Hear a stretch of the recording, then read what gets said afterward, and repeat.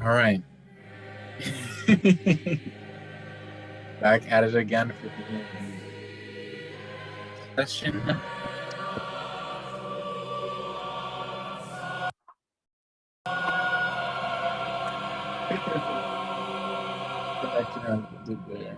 Put this up a little bit. Hello, and welcome back. It's been quite a bit, uh, and welcome to our D&D, our Bloodborne D&D campaign. We've been doing this for a while now. Several days worth of content and hours. Hey, we definitely come up on a year now, right? Yes, we have. Um, so I guess I should do my thing. So I'm here with Jalen, uh, uh, as well known as also known as his character Jack Connell. I'm here with Snivy, which is also played at Snivy, but that's the player's name is Girl. uh, with Yuri's character, as well as Jerem, our friend, who's also playing as his character, Skisimo. Yeah, this audio is fucking with me. All right. If anything, I will now throw us into the actual meat and bread that we left off on. So, where we had last left off, the party was traversing in Nightmare, which you would all eventually form, which was announced by the creator of it, the great one known as Murgo. This Nightmare realm is seemingly in an empty space of clouds below and above, only with enough space in just allowing through the clouds only the moon to be seen. Before you, that which leads to another one of the only subjects that are actually in this empty space is a large column which appears to almost be like as if it's like a strange tubular birthday, not birthday cake, marital cake, but with each of these layers of this cylindrical make, it's almost as if it's made of different, uh, just separate peoples, like cultures, or from different places, all of this a giant, large column that peers, stops just before the crowds. And the other structure that you will see, these sections of Earth that almost look as well stolen from different parts of the world, or wherever, which almost Hey, seem to be a swirling DM, not gonna cloud. hold you. The Mhm. ambiance is overpowering you a bit. Oh, dang. No worries. That's why I wanted to keep it lower before. Yeah. Did you hear the whole thing, or did I just? No, I definitely caught most of it with the cylindrical thing piercing the sky and everything. Mhm. All right. Yeah, thank you for that. Basically, before you is this road, which looks like like sections of land from your plane of existence, or maybe others, just sectioned into a spiral that goes up to the entrance of this, well, estranged structure. And where we had just left off, you had all made a large travel through it. At this point, you had all at this point you had fought several beasts, and now you fought some strange figures uh, that assumedly have just handled all that were almost that's were similar to um, Iron Maidens. They had these metallic over shells of their bodies, and these whips, these chain whips, and these bludgeoning weapons, and they were very strong. And you guys troll fighting them. Although the damage output was extremely good on some parts. So if you guys didn't miss, you guys would have done this, I think, a little bit better, had a little bit situated better. But that's I how that. remember getting lots of monies. Yes, and after this, you find large sections of golden teeth and other attributed items that would be found on seemingly anyone that this person might have, these beings might have come across and done exactly what they did to you, but been more successful. And so, this is where we left off. I'll leave it to you guys. What do you want to do? All right. I think Jack's definitely gonna be like, "Hey, yo, Murgle, what the fuck, bro? I'm tired of these games. We all tired of these games, man. I mean, the bread. I mean, we're enjoying it, and I mean, me especially. My dad's a baker, so you already know. But I mean, what's next?" You all hear echoing in your minds as if several, like almost like a cacophony of separate children finishing each other's next sentence as if their minds are one. You, in these several sections of small children, of small girls, small boys that you can hear, it basically says to you,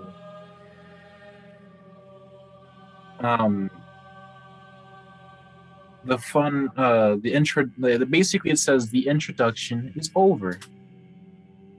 I welcome you to my nightmare. And the path before you shifts. The spiraling earth corrects itself into a more straightened path.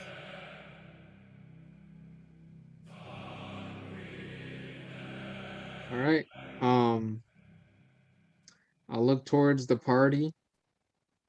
Like I just look like everybody individually, like silently, real quick. Mm-hmm. Then kind of just like, all right, guys. So like, I don't know if he's like still toying with us, but I'm gonna go. I'm gonna step out there first. If I fall or get crushed by something, y'all gotta promise me you give this guy the hands, cause I don't know. I'll Yeah, make sure to punch the child in the face. Don't worry. All right. I'll use my third arm for it as well.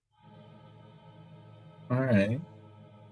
All right. Okay. So I'm gonna start stepping forward onto the path. So, as you step forward on these smaller, like these different sized sections of earth stolen from wherever they may have been, eventually, as you are following up it and the others soon follow behind you, you soon see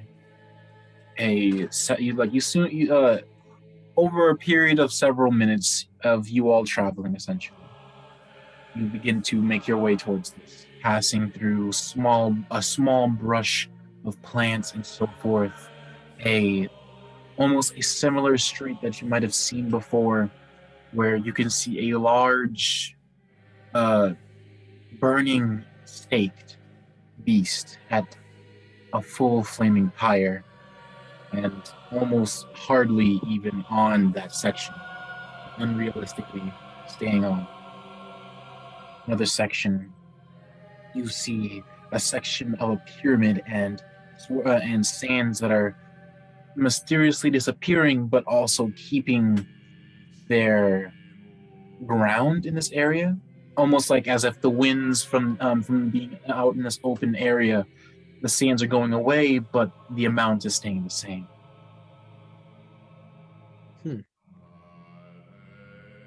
Afterward, you make another stride and you make it through what seems to be some sort of marketplace of the land.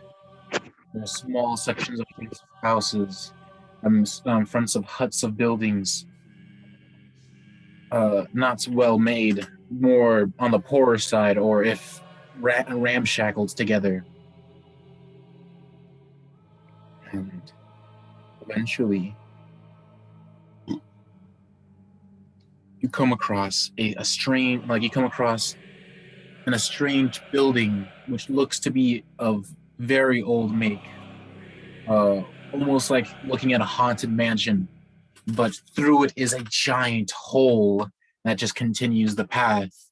Walking through it, you just simply see broken, shattered mirrors. You see hanging dolls hung by their necks, and you see estranged carvings or knickknacks of some sort of religious purpose. But nothing happened. Eventually, after those several minutes and the assortment of land segments that you walk through, you eventually make it to the front of this tower, this pillar. And soon as you approach, the doors creak open to a similar circular room, much smaller, considerably smaller to the size of this thing, this construct. And there in the center, around these several bricks that almost similarly look like Yarnum make, looking mismatched in different size, but roughly well enough to be walked on. In the center of this circular pattern of stone, you see a hunter's mark.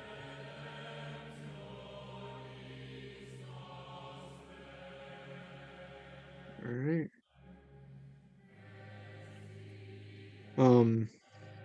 I elbow Sebastian and I'm like, damn, man.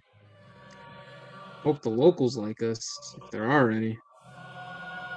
I mean, you saw they were hanging dolls back in Yarnum. You know, our kids there, they play with dolls, but these guys, I don't know, man. Think they got it out for us? Sebastian Nah, I think they're pretty chill. They just like hanging around. Sebastian just rolls his eyes at that joke and kind of goes,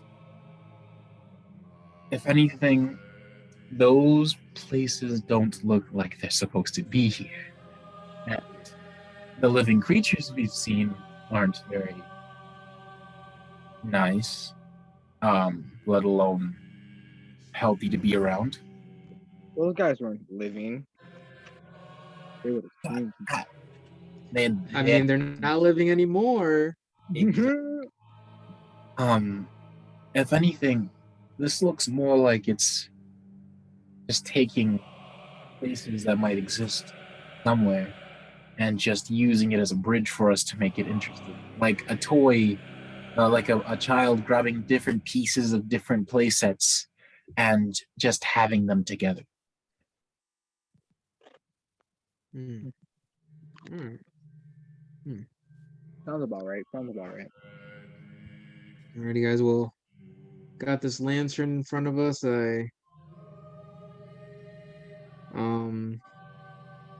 Jesus. Well, see you guys on the other side. And Jack just runs over to the lantern and just like literally slides into the pose. Just like slides. I picture him hitting his face before he disappears. And so in this moment, Jack, worried something else is gonna show up, just speed walks, like panically walking, and you see him fade to light with no issues at all. I'll go in. I'm going next. Right? And you as well, just in your shorter stature, kind of just huddle and run, not basically run over to the lantern to again do the same kind of pose before fading to light, and the others follow suit, not wishing to stay there much longer after their second escapade. Powerfully. So, are you guys heading to the Hunter's Dream, or? Yeah, for sure. We definitely need a rest. I'm pretty sure everyone's hurt, right? Oh, Jalen is fucking. I think Jalen's health seems to be pretty. Omega's hurt. Jalen's halved. Snivy, you're 10, you're 11 into your maximum. Skizimo is under half of his maximum, and also is out of his rage. So, Sebastian, he's chilling. He's off by 3, and yeah. All right. I definitely will go over there and rest. I know I'm missing slots. In fact, you're missing almost all your slots, if I'm correct. Yeah, and considering how, we could just come back here, we could just see Murgo and we're in better health and probably report our findings. All right. So, you all are going to take a long rest at the Hunter's Dream? Yeah, I'll take my multiple long rests, heal, train, the usual. Okay. When we get back, who's there? So, what you find there is Lucient, who is impatiently just kind of trying to keep himself organized, trying to help others organize the situation, as to remind you the Night of the Hunt is still amongst, and there is still much to be done if there's anything to quell it or keep it in some reasonable proportion. And so he's on overdrive. As well as Gehrman is tending to those who are wounded from their escapades elsewhere in the after going off into the Night of the Hunt, and several others who have some sort of level of healing abilities, like the church hunters. Several church hunters are there as well, administering blood, applying situations, and so, yes. Indeed. All right. We definitely want to trade that gold. I want my monies. All right. What else? I want to trade with my the weapon I have that switches, the pick or whatever, church pick. Church pick? Yeah. You do have several weapons as well. 2 notes. You have a quarterstaff. Wait. Can I train with the minigun? Yeah, can you train with what? The minigun. Or is it too big for me to hold? It is too big for you to hold. It is a heavy weapon, meaning because of your size, you would have disadvantage even if you were proficient with it. Damn. All right then. So yeah, I'll train with the church pickaxe. All right. And I'll rest, and when I wake up, I will start training in. Yes, because your sleep is very, very good. Wait, Josue, I have a quick question. Yeah, go ahead. So you know how Snivy is able to use 3 arms, right? Mm-hmm. What if he used all 3 arms to occupy the minigun, but he'd still have disadvantage while using it? Okay. Because it's a wind-up minigun, but yeah, it's a crank minigun. Yeah, I could place it on something, right, and then just have the rest. Yeah, if it was being managed by another object or carried by someone else, or just kept in the air by someone else, and you were somehow aiming it. Oh wait, can I just float objects though? I could throw objects or have them float for short moments, can't I? You have the catapult spell. Oh, you explained that technically throw. To explain, no, because catapult takes an action to use, so you would have to. It's like how in Star Wars they just force throw something. Right. It's basically that. Word. You just can't be force throw it. Pull it out of my back pocket, and I'm just gonna throw the minigun at the person. You can certainly do that. Though if they are proficient with weapons like that, they'll just be like, Too bad the "Fuck you." minigun's empty. That is right. That is true. They could go ahead and try to shoot it. You can definitely practice with the stake driver. Sorry, no, not stake driver. It was the church pick. So if you don't mind rolling a d20 for that. Yeah, 12. 12. Yeah, you definitely make some progress understanding like its mechanics and the usage of it. I inspiration. I got 18. The inspiration got 18. Perfectly fine. That's awesome. In fact, you do far more. You do far more than that. You at this point are grasping it with two weapons and swinging it, and trying to practice like trick weapon movement. Obviously, since you're such a beginner, you still are flopping around and so forth, and falling all over the place. But you're Casually. making a lot more progress in a better situation. So, okay. So I will say that you all rest. You all lay yourself and then take a moment. Some of the others, some of the hunters come and handle you, and eventually, after a bit of, after some things kind of situate, like some of the hunters that have come in kind of go out, and there is not much of an influx. Soon, Lucian comes over, sometime during your long rest, and begins to ask, curiously, obviously, now that he has seen you and not been so caught up, he goes to you and says, where'd it go? And I just like grab him from the shoulders, Mm-hmm. and Jack just starts sobbing into his chest. Are you genuinely crying, or do you need Like furiously sobbing. Okay. So is he mad and crying, or is he just sad and crying violently? All three.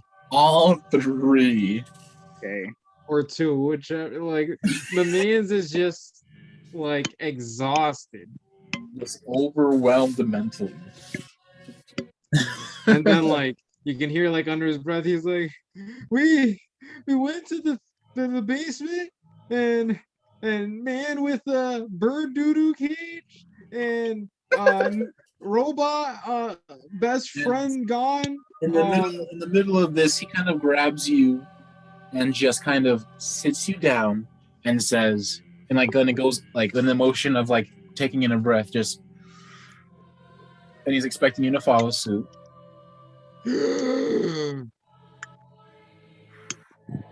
I was trying to tell you that I needed to use your bathroom, but the water melted. I already fucked up the joke. I was trying to tell you that there were snowballs in my mouth, but the snowballs melted, turned into water. So he kind of goes and says, all right, take as many as those as you need, and then bring it back.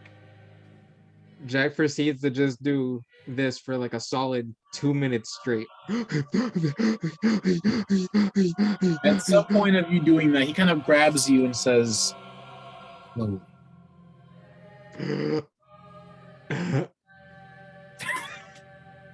You kind of just Okay. As he should, as he should.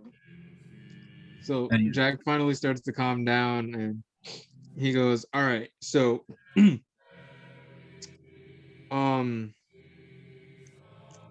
looks towards the party and he's like, we definitely forgot to bring that guy back with us. the Oh, he can't leave that realm, and he's fine. He's hanging out. You're right. That nigga's just tied up to a bookshelf right now. I don't think he's coming loose anytime soon. Unless he eats his arm off, but that's a different. Oh wait, no, the cage is there, right? Yeah, Anyways, he literally can't do anything. so all right, Lucian. So to start, we ended up trying to track down, the school messes were doing everything. After a bit, we end up coming across a familiar face. I forget his name. Sebastian, you remember his name? Sebastian kind of comes forward and is like, his Nikolash, sound like that, right? yeah, Mikolash. He was doing his weird communion thing. The man was crazy. Like when I tell you, like I have never seen something like that.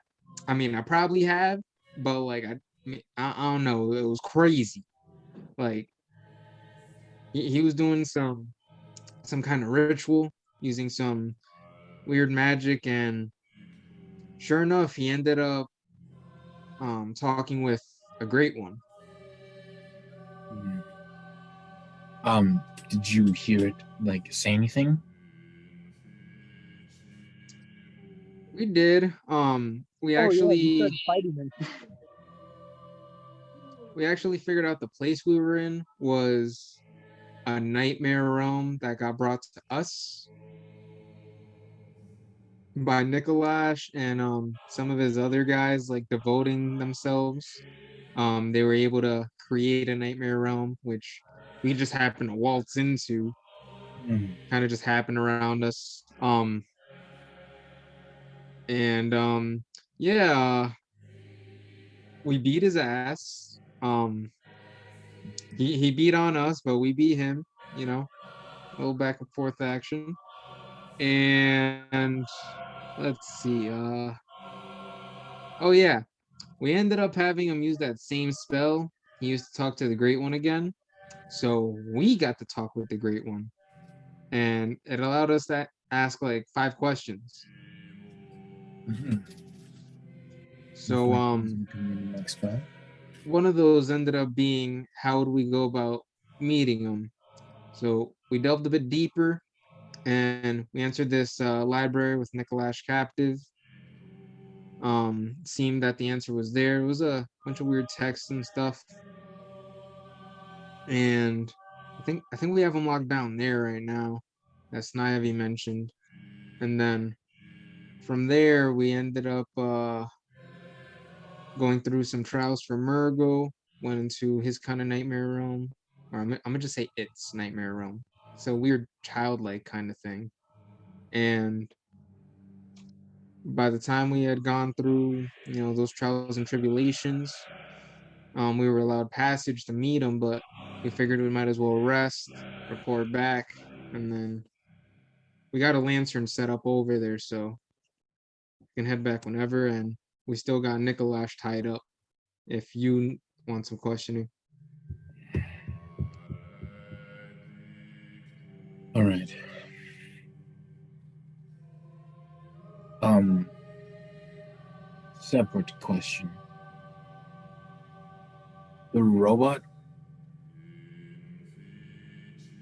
is someone in it, or Jack looks over at Omega and he's like, "Oh shit, right." So about that, have you noticed that somebody's kind of missing?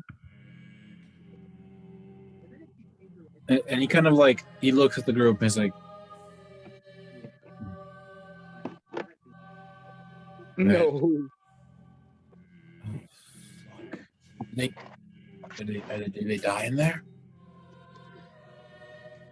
No, so here's the weird and Hold up, changing the ambience. Sorry to cut you off. Yep. Just take a deep. Wait, have y'all been able to hear the ambience? Yeah, have you not been able to? No. I mean, it's fine. I can hear you better like this. But no, I have not. but ambiance. Yeah, but with the hunter's dream up. All right. All right. Continue. Sorry. Yep. So Jack goes, so here's the weird and like crazy part, right? So there was this, I believe it was a cage, and it was a weird cage, and that's what I believe ended up getting us into that nightmare room. It was some kind of weird object in the middle of a room, and obviously, we did the dumb thing and kind of ended up touching it. And by we, I think I was probably the first to touch it, or maybe it was Silas. I forget. Either way, all of us made it through on the other side, and we end up meeting Omega here, but Silas was nowhere to be found. Now, Omega ended up helping us out with that a battle that happened there, and we've been with him since. So he's good people. Hmm. However, one of the questions we didn't make sure to ask Murgo was what happened to Silas. And apparently, well, according to Murgo at least, said that Boo Blam Plow, Silas is off preparing for what's yet to come.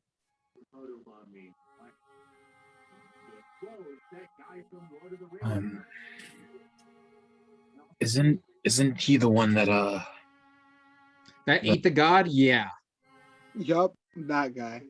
what does that even mean? Now, I have a guess that maybe he's off preparing with the outsider if the outsider chose to meet him, but that's me just spitballing here. I mean, honestly, I have no clue where he's at. Yeah, didn't the guy say that he's getting ready or prepared? Yeah, but he never specified where he's at, and yeah, I don't know, but Also never specified if it was him training or him getting cooked. Sebastian kind of steps forward and to more clearly explain, he says that I remembered saying that it was with him getting ready. oh, with Murgo himself? Yes, something like that. Or it was, yeah, I'm pretty sure it was with it. Okay. And then didn't and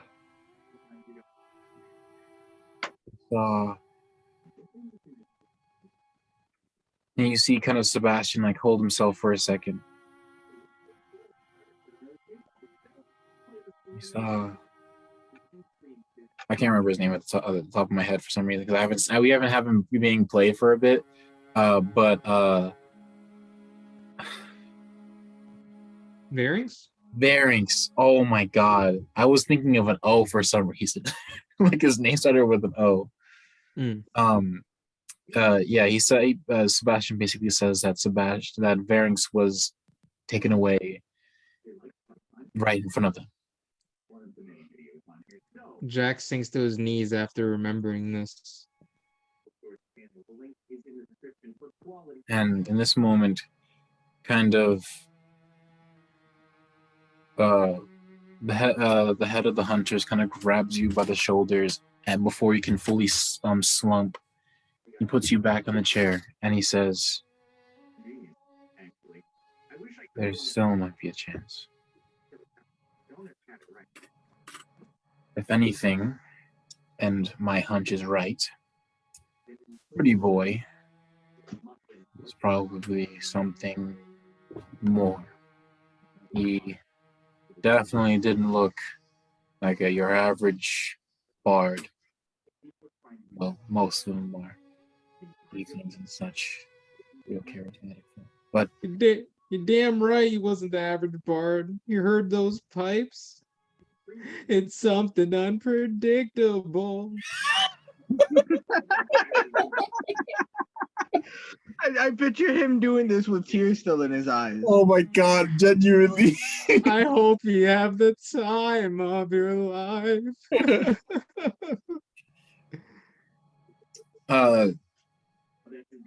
Lucian kind of grabs himself and just not grabs himself, but like kind of composes himself and just like, my guess is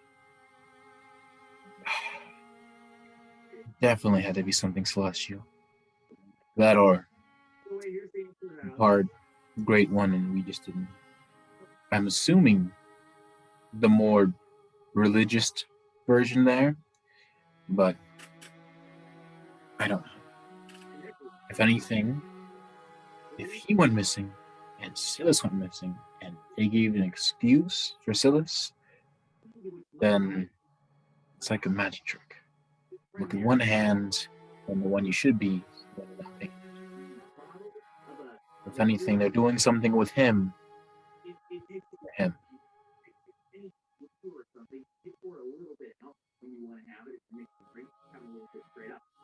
Jack just kind of like shoots up and he's like, why can't magic be more simple, god damn it? All this dimensional shit. I just work with blood, man. I don't even do magic. And then he pulls out boomstick. I literally have a fucking gun that does this for me. That shoots just boom. And then he just like fires off, but like just like a regular shot. It's just boom. Literally in its name, just boom.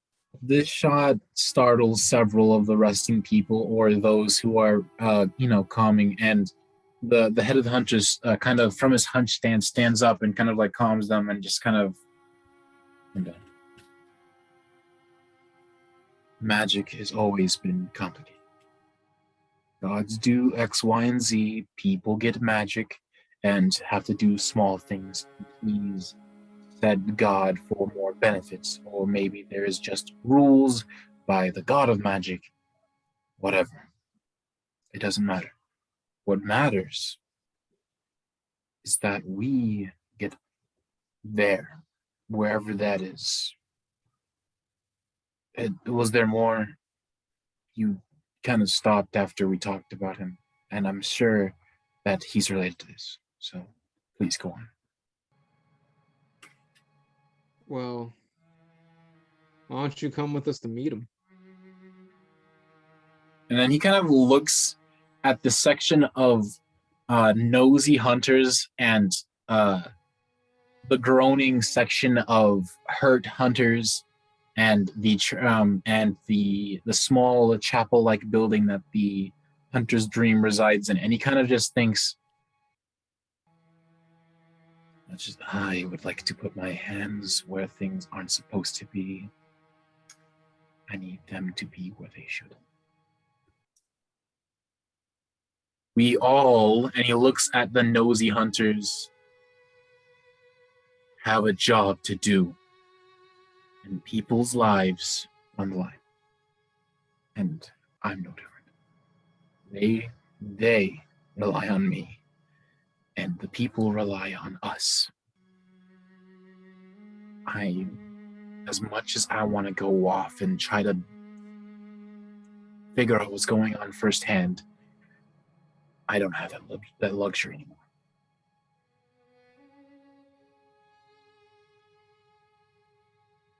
Wait. Snivy, did we ever talk to him about what happened in the first nightmare realm we went into? Yeah. If you're referring to like Ludwig, yeah. Okay. He's very pressed. Okay. He's very fucking pressed. Jack says, wait!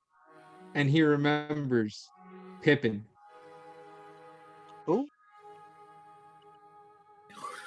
What about him? Jack starts looking around frantically for Pippin, like, I gotta tell him what happened to his papa. Oh.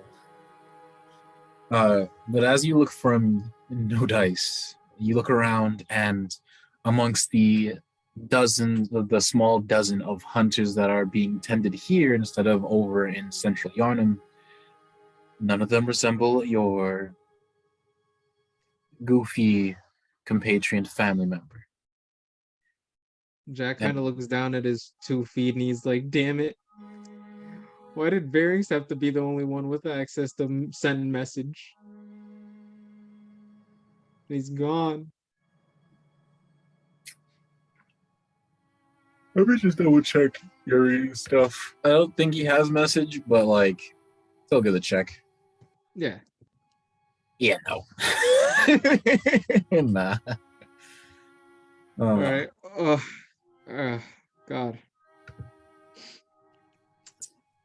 Well, Jesus Christ. Besides injured guys, how long were we gone? Like how long you had left for? Since it didn't take you very long to go out, it was more or less like almost several hours, like almost like 5 hours that you left. But Obviously, the exertion, the traveling, and the combat definitely made it feel like several days. So, Interesting.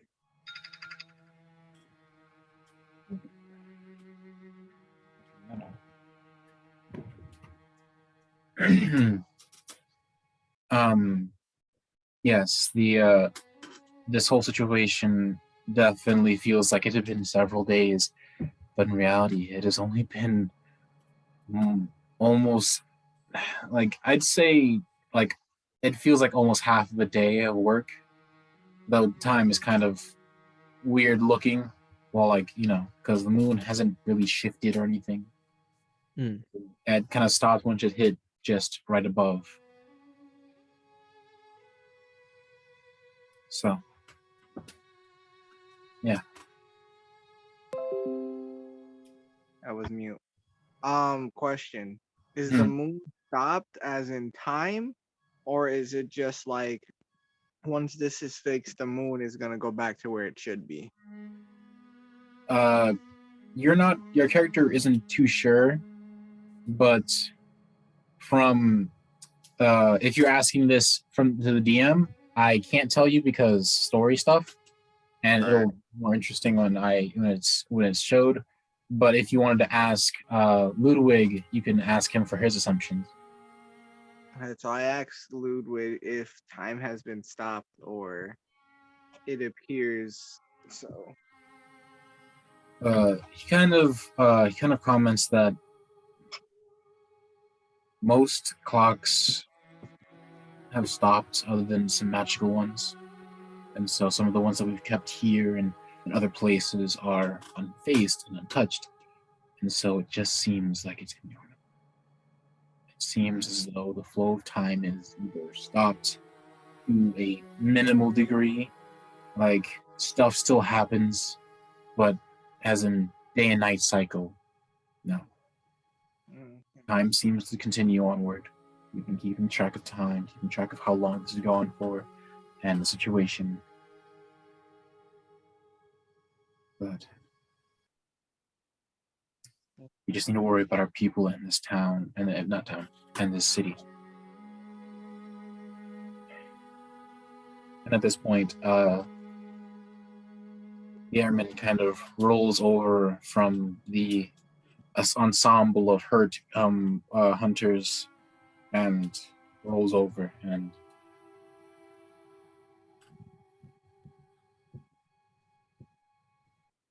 then just kind of looks at you all.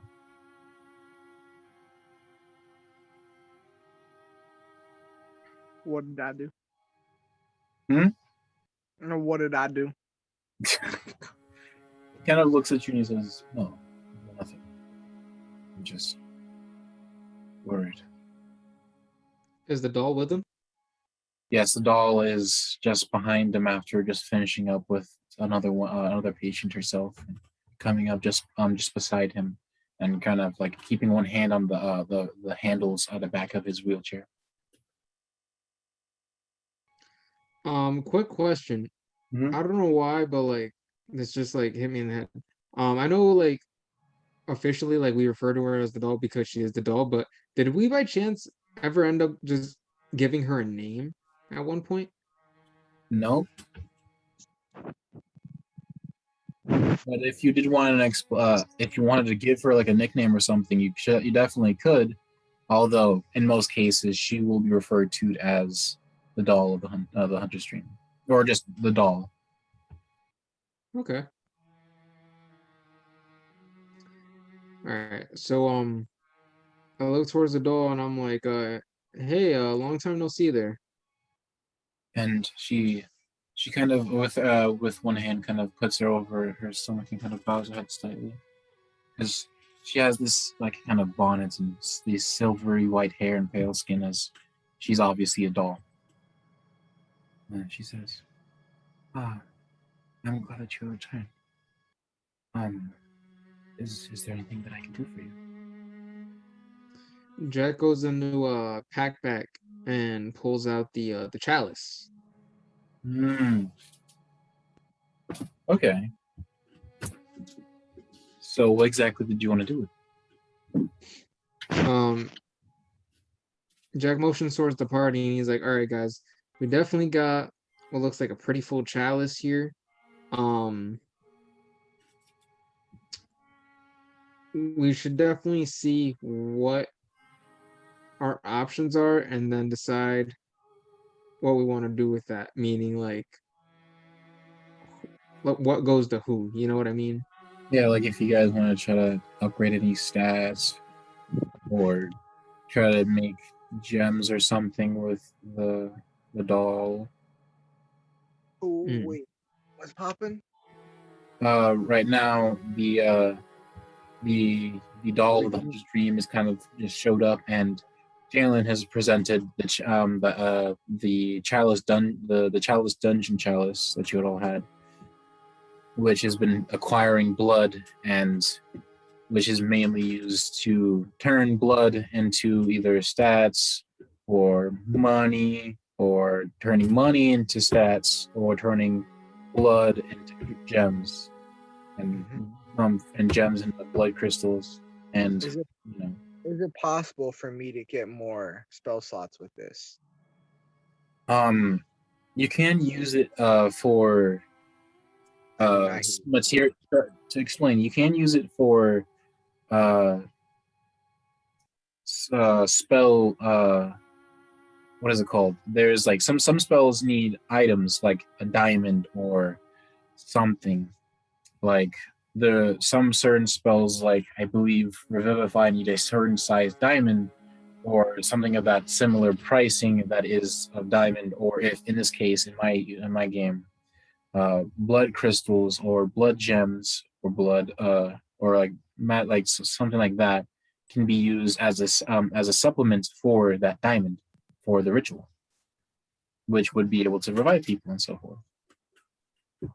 I don't currently need to revive anyone. Yeah. So it doesn't give you spell slots. It just gives you, like, say if like you got your stuff stolen and you still need to revive somebody, you have the spell slots, but you need now a requirement for said item. I mean, for said spell, and you could replace that requirement with a blood gem.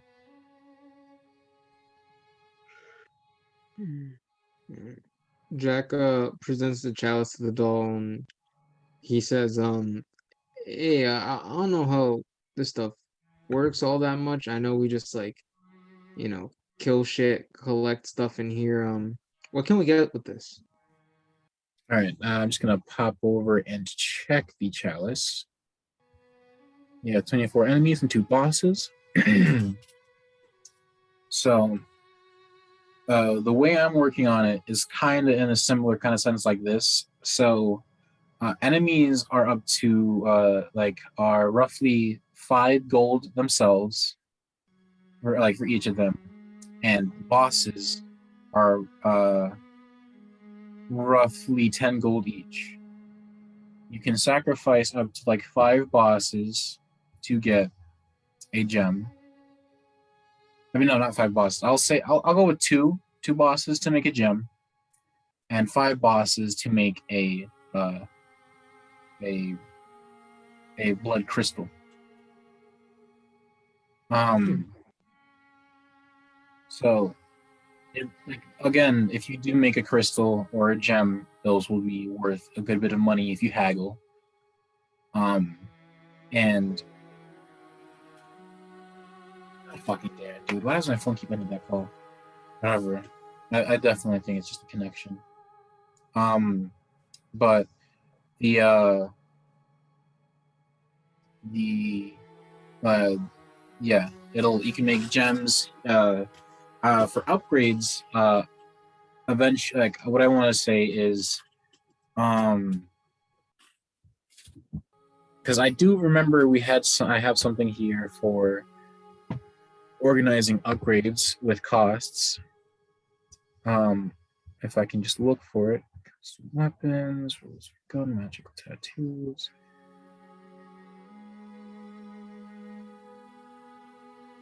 Yeah, gemstone tattoo. I had several things for that, so I'm not too sure at the moment. But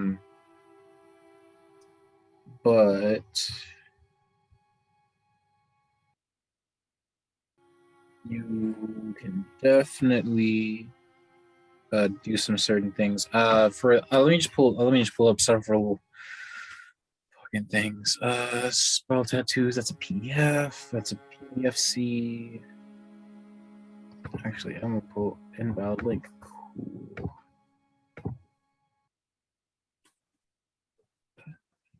This is so that's uh,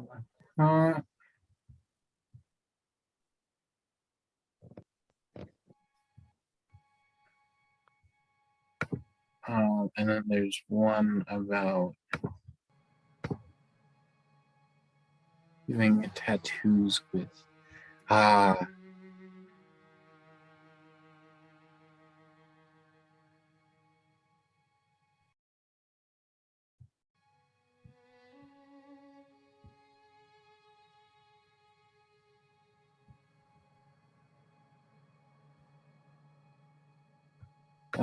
okay. I do have a thing here.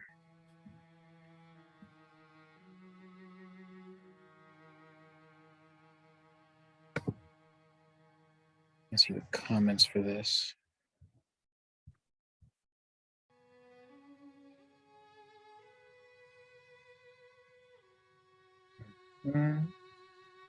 I remember there was something also about stats, because I'm sure that's definitely what you're looking towards.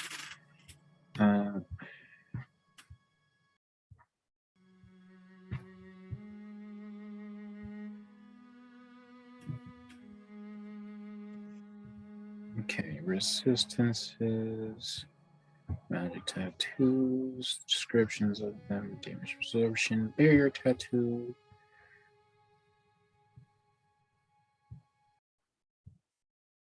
Ghost stab. These are just tattoos with magical effects. That was that. God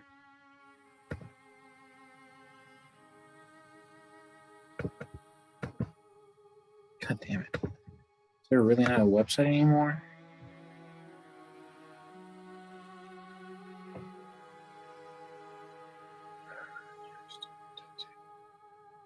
All right. I could definitely look up more, but for now, I don't have the necessary thing for the prices of leveling up with tattoos, which was also the system for leveling up using the blood, because the blood would transfer from the enemies to a certain level of gold, and the level of gold would, if you got enough of it, would transfer into upgrades.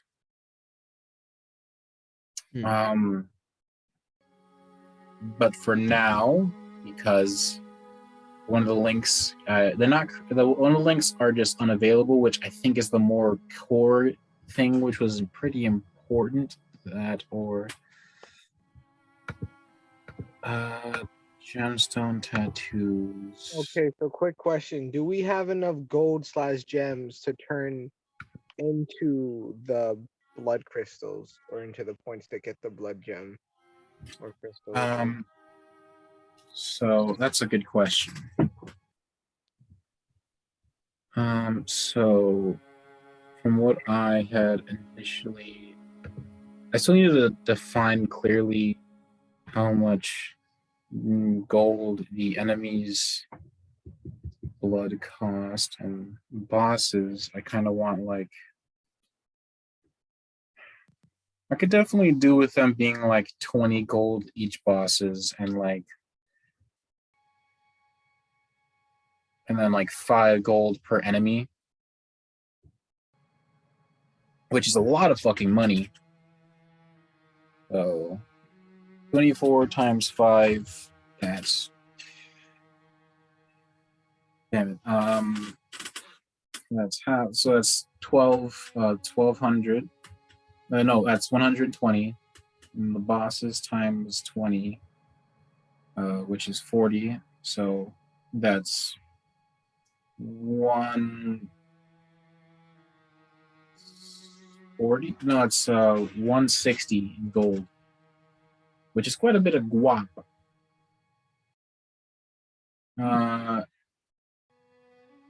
It does make it strange because there's a lot of enemies. I feel as though we didn't accumulate the last enemies that you had fought. So if anything, you could definitely add those 4 if you haven't already.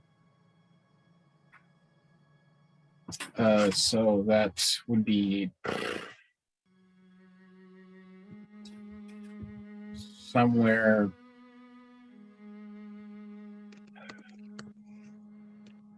That's 113. No, 140. So that'd be 180 in total in gold.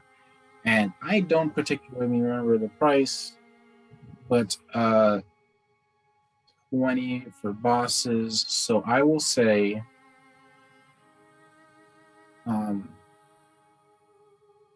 with this, so to explain a bit better, the way I'm keeping it is the gold outcome from the enemies will be lowered because I want, like, if you kill something, you'll get money off of it primarily or not, depending on like the situation.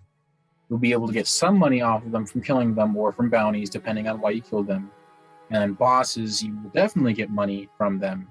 And because from getting them, you'll definitely get money, and it'll be easier to get gems, which also cost money. So this is more of like a weaker middle ground where, depending on how you use it, you can definitely make more money than what you actually seemingly have. So I'll keep it like that.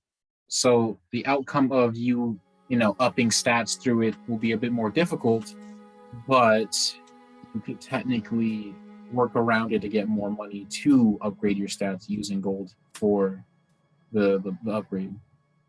So to explain, since you have two bosses, which is 20, which is in total 40, and I said 3 bosses for that.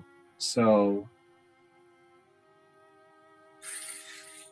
4 of those enemies so for every 4 of those enemies you can make 1 boss. So in total that's 10 bosses you have, plus the 2, which is 12.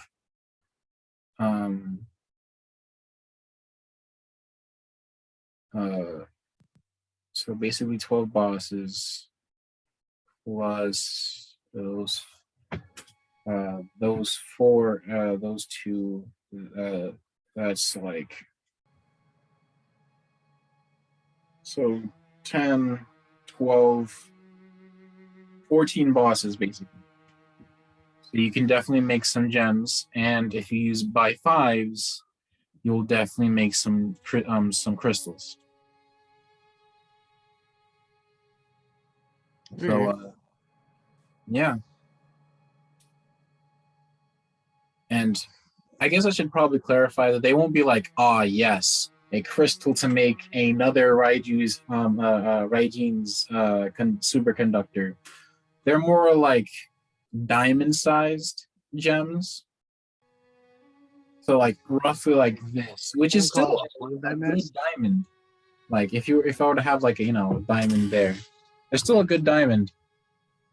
But I guess I'll say like 10 of them for a substantial crystal, but it won't be of high quality like Raiju's harnesses, because that was using Silas's blood.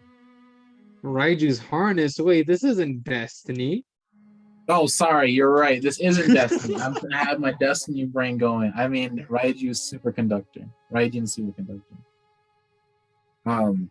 So, yeah.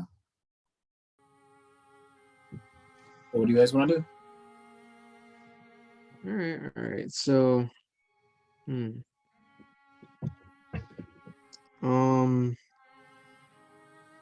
shit. There's a lot we could do with that. Could I use those gems just to make spells stronger? If you were to use the 10 boss spells, yes. I would say that you would essentially upcast them if you were to use one. My what spell? What? You would essentially upcast a spell.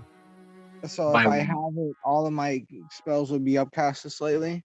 No, like using it for that one spell, like using it as a cost, it would essentially be upcasted by one level.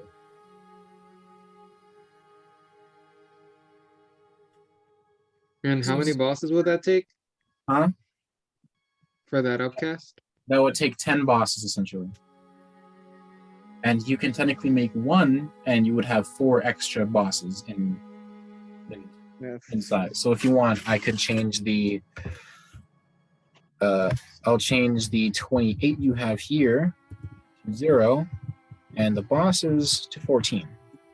So is For that me. like a permanent upcast, or is that a It one doesn't. usage? So to explain, it's not like, oh yes, now every time I cast that spell, it's always going to be upcasted. No, it's like having a special bullet, and again, you're still shooting that one bullet to do it. You're putting it in the chamber, and you're firing it.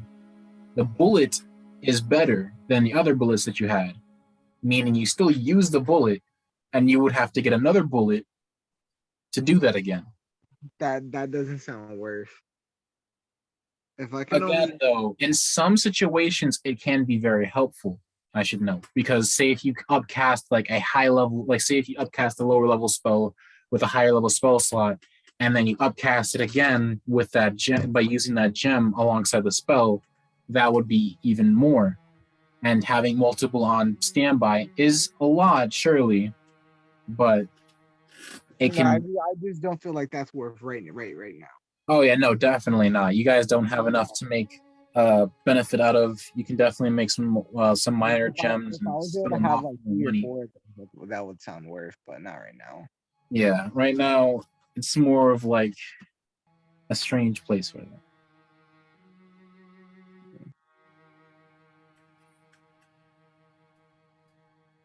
So then, All yeah. right. What do you want to do, Jack? I think seeing the options that we have available and our resources, I think we could hold off. Fuck it. All right. I'm just gonna put this down before I forget. 28 bosses or how many? No, I'm just gonna put down like 28 enemies, 2 bosses, it seems. So what was it to bosses again? It was like 4 enemies to boss. Yeah. 4 enemies. I thought we had 3 bosses. No, you guys have 14 bosses in total. Oh, my fault. If you're like transferring like enemies to like boss category. So then, for simplicity's sake, why don't we just say 14 bosses? That's what I did. I already put that down. All right. So 4 enemies equals 1 boss.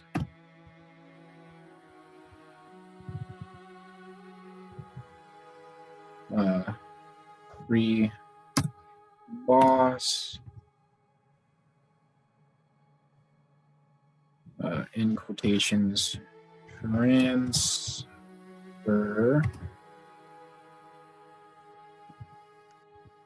to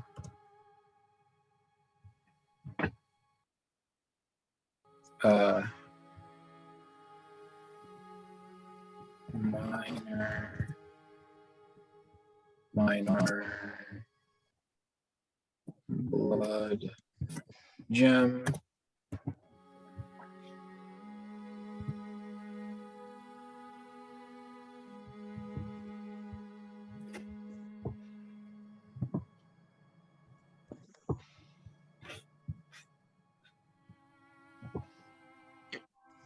Paste.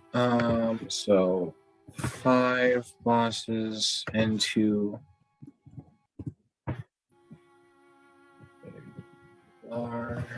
blood gem. Minor blood crystal.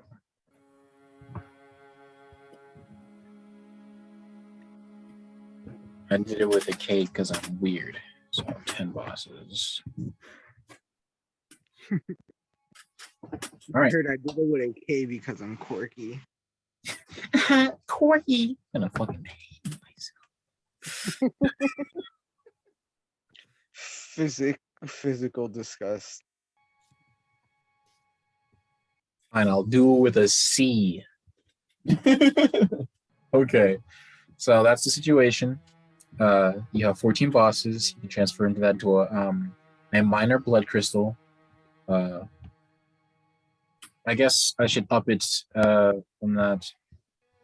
So 15 boss.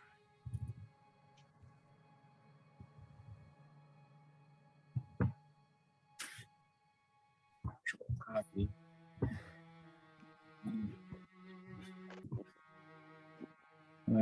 Into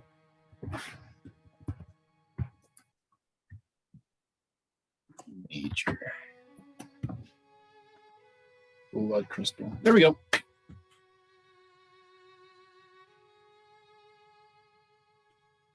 All right. So that's the situation. Technically, if you can get one more boss or 4 more enemies, you can technically make a Raiju's harness level thing. But again, getting the gem and then getting more money for the gem to be turned into a weapon is a different thing. So, or an object or an item. So just letting y'all know. And also paying someone off to enchant that item to work the way that you want it with that gem. Money. I see. So you're saying as soon I am capable of making my OP slingshot. Yes, but Bro, money. bro, once I have that slingshot and it works like it should, it's gonna be the end. I'm just gonna start getting like body shots and just creating black holes in their chest. Berlin type wave. Oh no, bro. We'll see. Remember, there's gonna be a balance to it, just like Raijin Z had a currency to it. There may be a currency to it as well, or some other such situation. Man's really said, I'm the dentist, and now you got a chest cavity.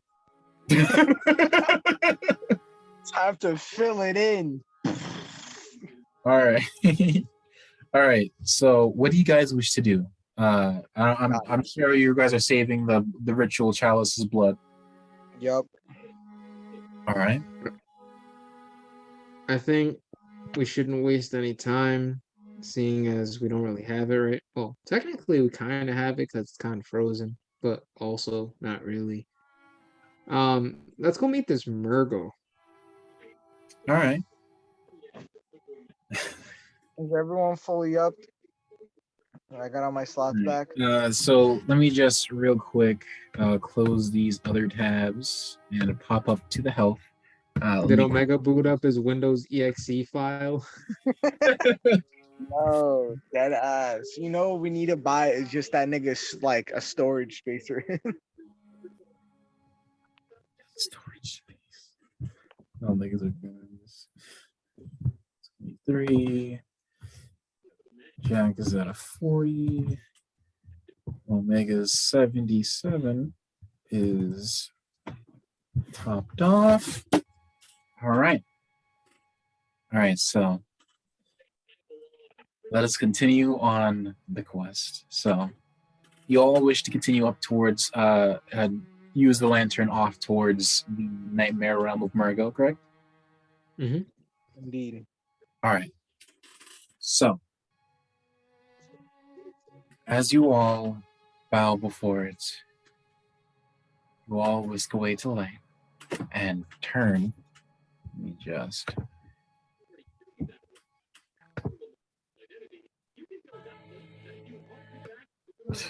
This loop. All right. Let's return you back to whence you came, or not whence you came. Back to the act at hand. So, as you open, as your eyes open to this situation, you again see this small stone Yarnum-like structural floor before you. Oh. So there is a door, another door just before you, which you can only assume is more into the rest of this floor, maybe.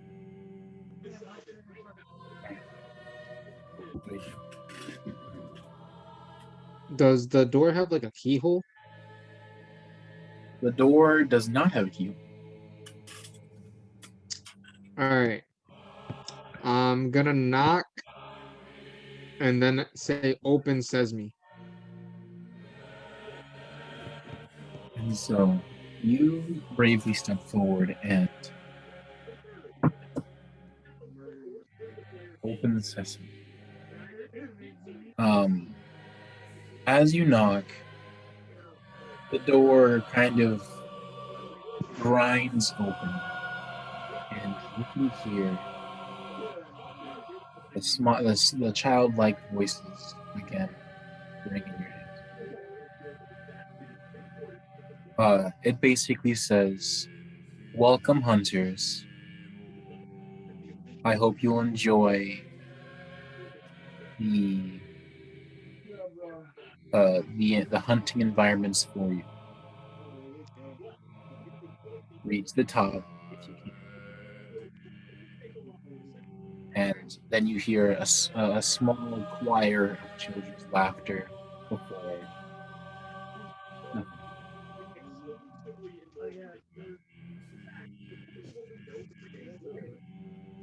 All right, guys. Sounds to me like Murgo fucking with us again.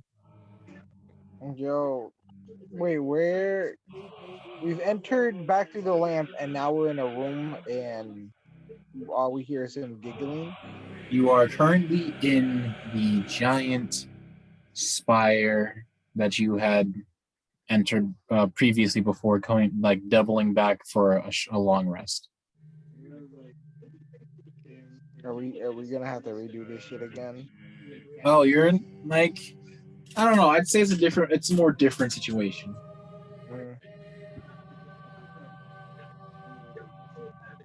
I guess I'll just look up in the sky and not aggressively, but like firmly say, "Can we just get this over with?"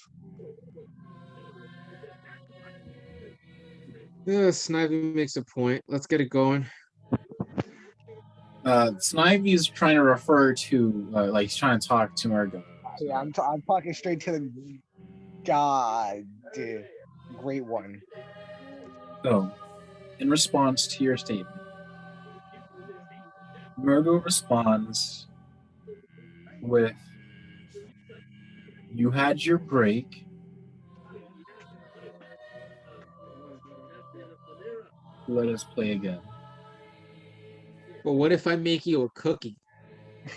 Ta-da!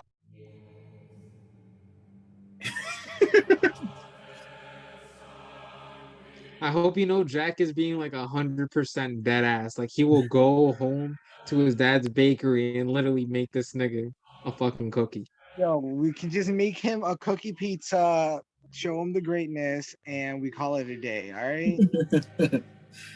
So, your offer is responded with curiosity, but then they do reaffirm back to what they had said and say, if you wish to stop the problems in Yarnum,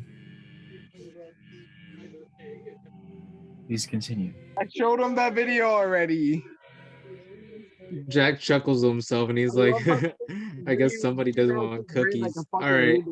Rubik's Cube, bro. All right. So, give me a moment as I need to pause this ambiance. So, as you finish commenting and finally do turn to the open door before you, from looking up, trying to see if you can see this Murgo from wherever he may be seeing you from,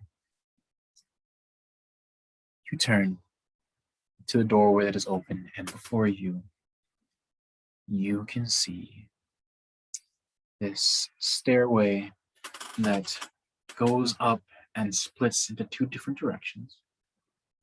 But at the bottom of it, you see a familiar white-gowned woman, very tall, and as she turns slightly in your direction, you can see the blood at her side and one of her hands clutching over it as well, covered in the blood.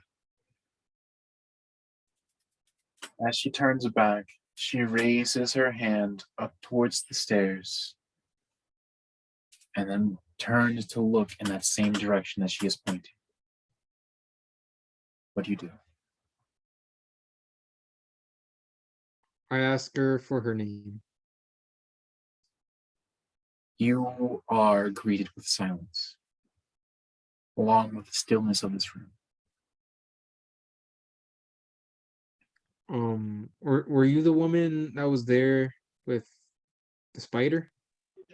Wait, who? Wait, what just walked in? To reinform you, the woman that you had all seen above the Lake of Yarnum, where you had all had done battle in a strange, foggy waterbed against the giant spider of,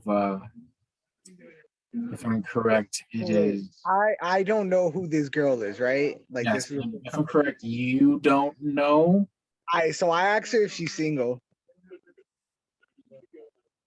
To your response is a cold nothingness as this almost ethereal woman who is fucking huge, like Yeah, worth the shot. like 10, 12 feet almost in height. You said Lady Dimitrish. Yeah. Oh, he's gone. Usually for Jalen to pop back in. I think he might have misclicked or something happened. Dimitrish, step on me. I'm like, what to her then? Like, do I even reach her ankles? Do I at least get to her knees?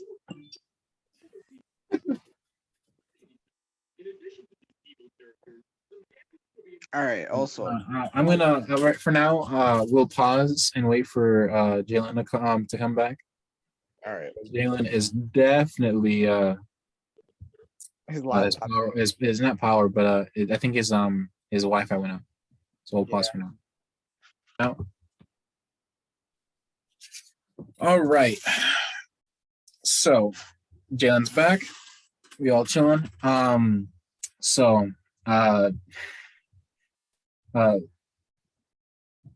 Again, to Snivy, in response to you asking out this large woman, she has no response. I look down at the ground, sad. All right. I pat Snivy on the back and I'm like, there, bitches ain't shit. That ass. Does anybody want to approach or make a perception check or? Yeah, Jack's definitely gonna take a look around. He's gonna focus up on the wound that woman has. I'll also check on the woman's lovely body. Ha ha ha. Right. So, did you both want to roll perception checks? Yes, sir. I got 28. Natural 20? Natural 20. Yo, all right. So you're looking at her. Jalen, you were looking where? Like at the room that you're in now? Yo, I'm looking at all of her wrinkles. Yo, why y'all crazy? Yo. I had to pull it up too. Yeah, how does it feel like? I don't get anything added, right? You would, but it's already a very good roll, and I'm just going to give it to you. So, right, regardless. Snivy, I'll start with you.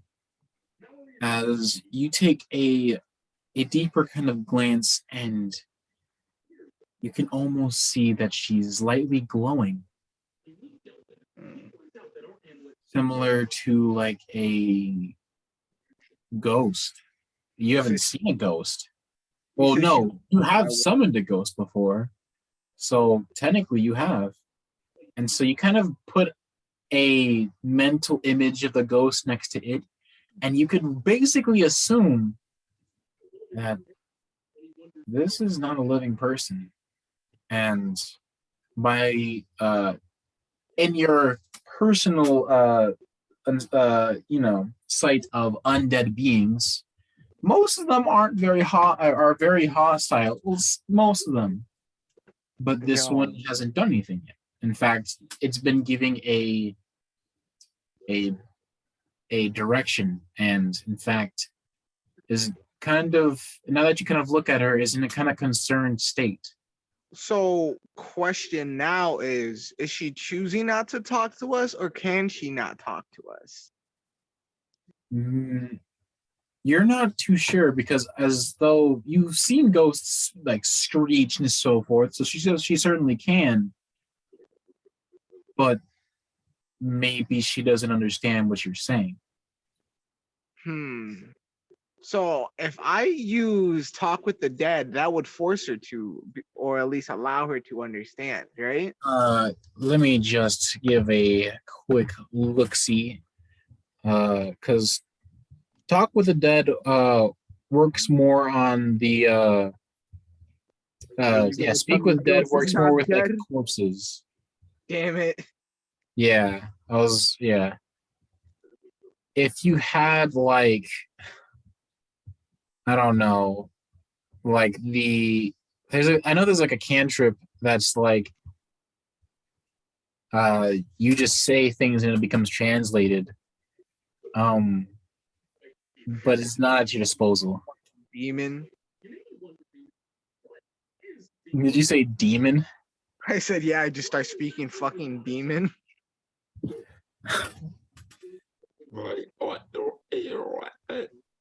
I don't even know if that's a language you know. Wait, is demon just a language I could know? There is it's like infernal, right? No, there's infernal and wait, no, I think it's the same. Yeah, I think it might be universally the same. But like, because like technically, if if a demon were speaking with a devil, because there's a difference between them, because demons are more chaotic and live in the abyss, while devils live in the nine hells and are very orderly in their evil. So it'd be like different dialects, but like a lot of it's like dialects. Yeah.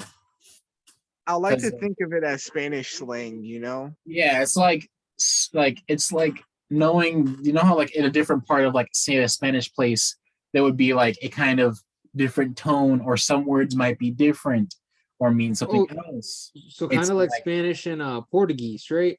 Yeah. As you know, an explanation to you as the players, your characters would definitely not know this. As I'm pretty sure your character isn't more of a linguist and snivy. Looking at my character, they might have went to hell for a little while. Maybe, because like dying doesn't just in hell, because it's a weird system with D&D deaths. Well, I'll talk about that after this. To continue onward though, it from your perception, it seems as though she didn't understand what you said and is also too concerned to worry. She's giving more of a, almost like a, that way is something I need you guys to do something for me. So I look at her and I do the finger in the hole thing. Oh, finger in the whole thing? Are you talking about the contact? Yeah. Oh. No. She does not react to you doing that. Oh, God damn it. Denied again. I'm on my knees now.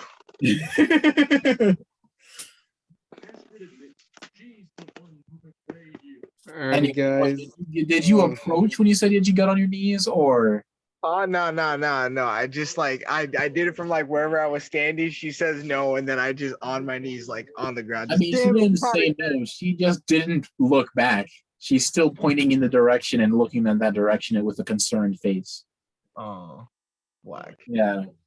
Jack exit a bit and just looks at Snipe and he's just like, damn dude, she didn't even look at you. Right? She ain't even giving me her time, bro. But Jalen, Jack, your character, as he looks around this room with your very good perception check, you look around, and as you look around this room, it is simply similar to like a tomb. There are certain skulls, but as you kind of look with your very well perception, there is nothing in English here. There's some sort of similar, almost similar to the Carol runes, except more refined. So I waste no time and I will try to write down these symbols in the notebook I keep in my back pocket. Okay. Are there any texts or tones like with my specific communion room? To what it seems, no. There's none with anything similar to the communion room. But if you want to roll a history check for yourself, because it has been quite a bit since you've been, like, specifically went off to look for the at the Carol runes.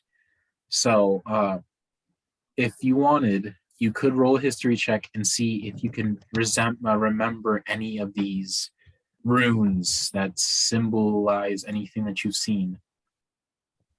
All right, so history. I got a +3 with that. Okay. Okay. That's very good. That's very good. To be more exact, Jack, as you look around this room, you kind of take a couple of steps to see a bit better. There are several of these runes that are similar to, pardon me as I pull up the correct one. Close this.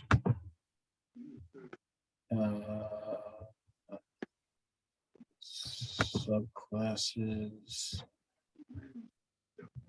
And now we're off to the screenshots. And I don't know, here maybe? Okay, here we go.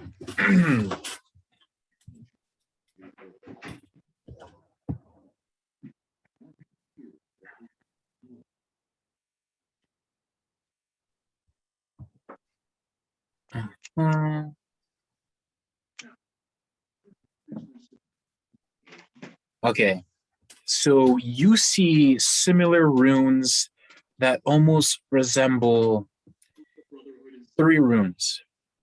The Metamorphosis rune, which symbolizes the dream of evolution and dream of an evolution, an evolution, a reality. Metamorphosis and an excess of deviation that followed were only the beginning, is what you can remember from the Metamorphosis rune. Something similar to the series of lake runes,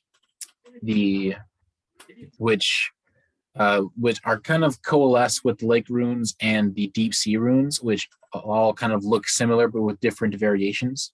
But to be more exact, they say great volumes. You remember it says great volumes of water serve as a bulwark guarding sleep, and an augur of the eldest truth.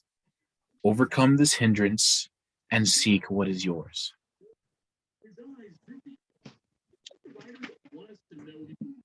All right.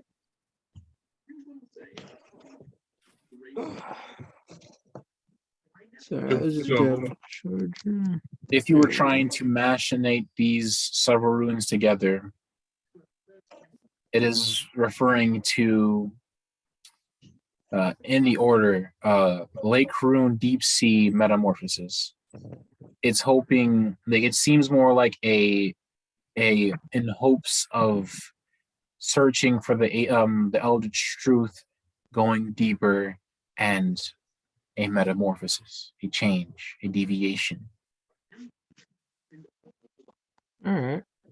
So somehow this other race, or this, from what it seems, is what was explained, that these are similar to the Thumerian like wordings. It's basically almost like saying, looking for the eldritch truth, getting deeper into the eldritch truth, metamorphosis, like change or evolution.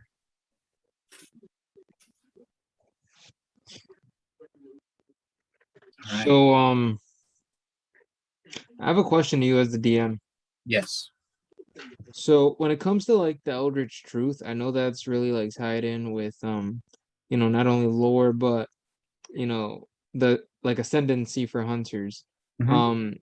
While Jack was studying in the church, is that something that he would have heard a lot about, the Eldritch Truth? You would have definitely heard very many, you would have at least seen several books regarding trying to understand some knowledge, understand why those go insane because of the Eldritch Truth, or seeing that insight is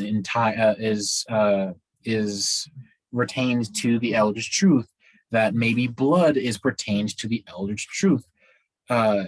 Your character would have definitely seen several of these books pertaining to these several things, but not connecting each of those things together, which, from what you can understand, you do remember that blood regards with ascendancy through the Eldritch Truth.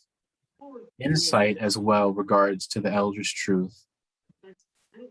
And some act regards to the act of becoming an Eldritch Great One.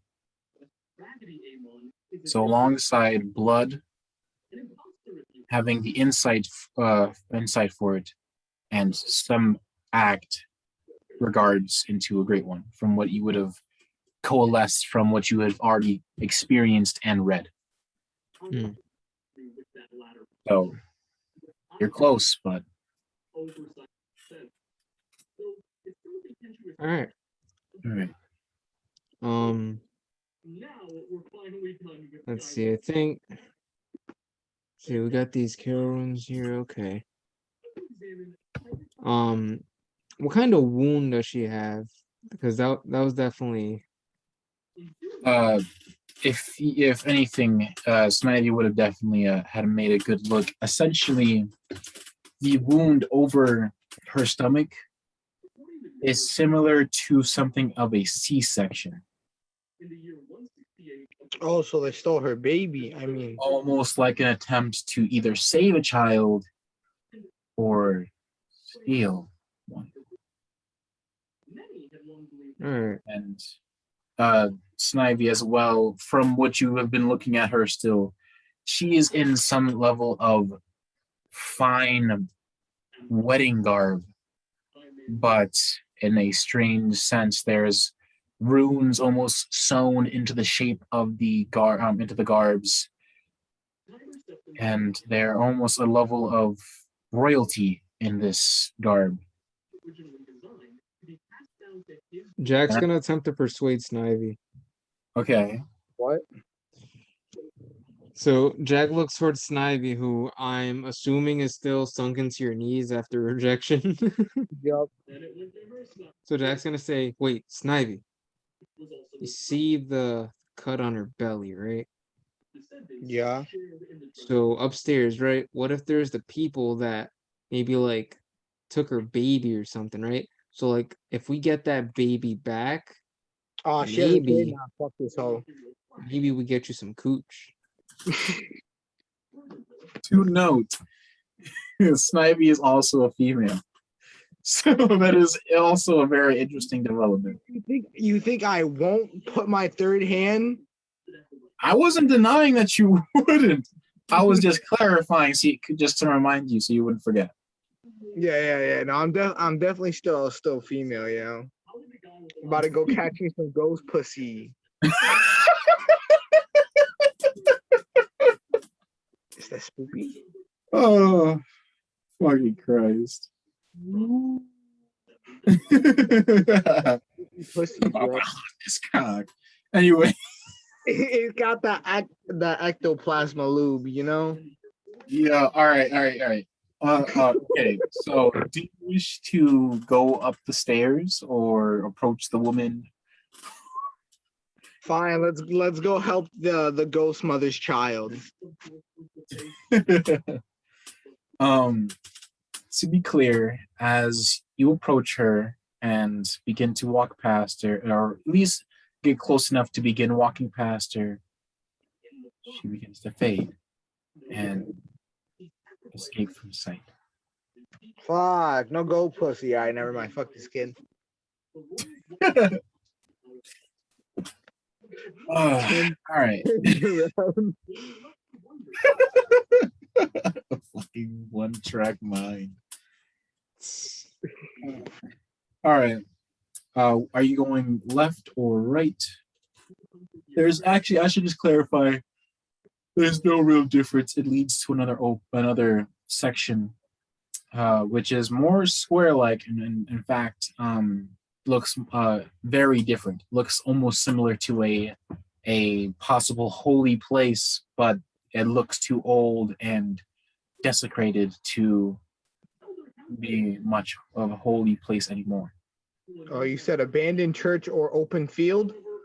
To clarify, different gods have different definitions of a holy land or a holy place. Some gods need a church or a cathedral, or depending on their thing, maybe a field, maybe a graveyard, or whatever. This is more similar to a cathedral, except it is not as wide as you would expect. In fact, there are separate rooms, and it seems that there are 2 doors as you all arrive up the stairs and see that this leads off to 2 different rooms, and in the circular shape, you can only assume that there may be one bigger room, multiple smaller rooms. All right, let's just get inside the house. Technically, you're already inside. It's more like there's just different doors. There's these 2 doors that you can just see. So let's start off with the left and move towards the right. All right, but for now, I think we'll cut it off as you are trying to open this door. God, not the cliffhangers. The cliffhangers. That was a little bit short. It feels a little bit short, but like, hey, content is content. Love the D&D. Knock, knock. Who's there? Tune who?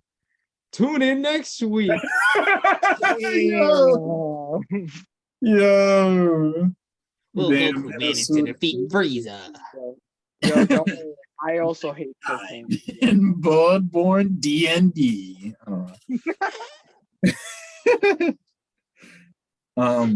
Will they prevail?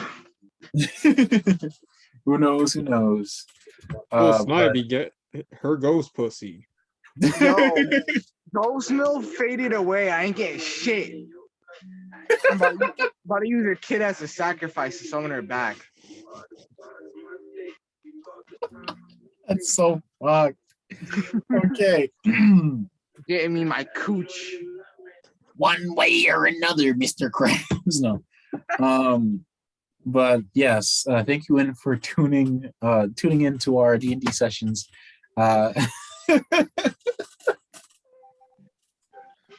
Oh my god, you guys are goblins. And remember, kids, don't repeat anything you hear on the internet. Yes, definitely. Unless it's something your parents say is cool until you have better judgment. Anyways, Or if Unless it's you get just funny, I fancy. mean. true. Yeah, dead ass, dead ass. Up dog is okay. Okay, anyways. Thank you for joining us for the session. We'll see you next Sunday. I don't know when you guys are thinking of another session. We could go Tuesday. I have been seeing a more comment about Tuesdays if you guys are down for that. I'm down for that. Yeah, I could do Tuesday. I'm out by I think 3:30 that day. 3:30. All right. So if anything, we can do around this time again. Do it either as short or as long. Maybe you start at even if we could also start you could also start at 8. I'm not 8. No, we could also start at like 7. Give us some more time, maybe. But Yeah. All right. So, thank you for joining us. I hope you enjoyed the show. Yeah.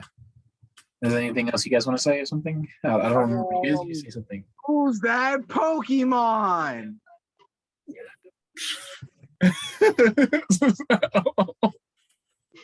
Mergo. Who's that great one? Yo, I just gotta say a random Pokemon names during these sessions now. All right, check your cuties out. Yep. Have a good morning, afternoon, or night. Yuri, stick around after we stop the recording because I got a question. All right.